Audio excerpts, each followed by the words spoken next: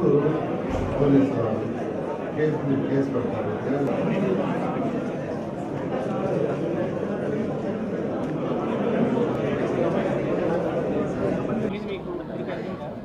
ఇప్పటిదాకా ఈ విషయం రాలేదు, దృష్టికి రాలేదు, కానీ ఇప్పుడే వచ్చింది.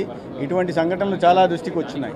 గత కొన్నేళ్లలో రాజకీయ ప్రేరేపితంగా ఇటువంటి జరిగిన విషయాల్ని, అవకతవకల్ని, డిఎస్సీల్లో కూడా అవకతవకలు జరిగిన విషయాల్ని నేను ఇటీవల ప్రస్తావించా.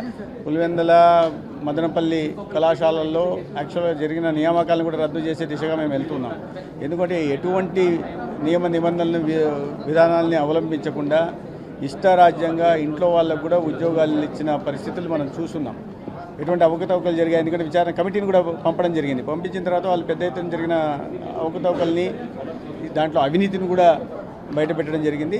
వీటి మీద ఖచ్చితంగా విచారణ జరిపించి బాధ్యులు ఎవరైతే వాళ్ళ మీద ఖచ్చితంగా చర్యలు తీసుకోవడం జరుగుతుంది. విచారణ చేయాలి. ఎందుకంటే చర్యలు ఏదో వెంటనే వచ్చింది కాబట్టి వెంటనే చర్యలు తీసుకోవడానికి అవకాశం లేదు. అనేక రకాలైన ఇటువంటి ఫిర్యాదులు వస్తున్నాయి, రాష్ట్ర వ్యాప్తంగా వస్తున్నాయి. అన్ని చోట్ల కింద స్థాయి నుంచి పెద్ద స్థాయి దాకా ఇటువంటి బాధితులు ముందుకు వస్తున్నారు.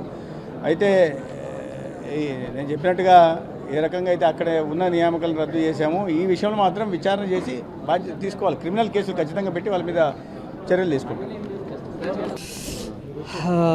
నకిలీ ధ్రువపత్రాలతో ఉద్యోగాలు ఇస్తానని చెప్పి మోసం చేసిన వ్యక్తి ఒక మెడికల్ అండ్ హెల్త్ డిపార్ట్మెంట్లో స్టాఫ్ నర్స్ ఉద్యోగాలు ఇస్తానని చెప్పి గత ఫిబ్రవరిలో ఒక 7 ఉద్యోగాలు కలెక్టర్ గారి పేరుతో కలెక్టర్ గారి ప్రొసీడింగ్తో ఇచ్చున్నారు. దాన్ని కౌంటర్ సైన్ డిఎంహెచ్ఓ పేరుతో కౌంటర్ సైన్ సిగ్నేచర్ చేసి ఉన్నారు. ఆ సిగ్నేచర్ అయితే టోటల్లీ ఫోర్జరీ, నా సంతకం కాదు. అసలు స్టాఫ్ నర్స్ పోస్టులు కలెక్టర్ గారి ప్రొసీడింగ్తో రావు, డిఎంహెచ్ఓ ప్రొసీడింగ్తో కానీ ఆర్డీ రీజనల్ డైరెక్టర్ ప్రొసీడింగ్తో కానీ వస్తాయి. ఇది టోటల్లీ ఫ్రాడ్ చేశారు. కాబట్టి దానికి మీద మనం 3 టౌన్ పోలీస్ స్టేషన్లో కంప్లైంట్ చేశాము ఆ వ్యక్తి పైన. ఆ మోసపోయిన వాళ్ళు కూడా అతన్ని పట్టుకొని వాళ్ళ దగ్గర డబ్బులు వసూలు చేసుకుంటున్నారు. కాబట్టి ఎవరు నమ్మి ఇలాంటి దళారుల మాట నమ్మవద్దు. డబ్బులకు ఉద్యోగాలు రావు, ఖచ్చితంగా వాళ్ళ మార్కులకే ఉద్యోగాలు వస్తాయి. ఎప్పుడైనా సరే నోటిఫికేషన్ ఇచ్చినప్పుడు నోటిఫికేషన్ చూసుకొని, నోటిఫికేషన్ కూడా మెరిట్ లిస్ట్ కూడా అన్నీ కూడా ఆన్లైన్లో పెడుతున్నారు. ఆన్లైన్లో లేకపోతే ఎవరు కూడా ఇలాంటి మాటలు నమ్మి మోసపోవద్దని మీ ద్వారా అందరికి తెలియజేసుకుంటున్నాను.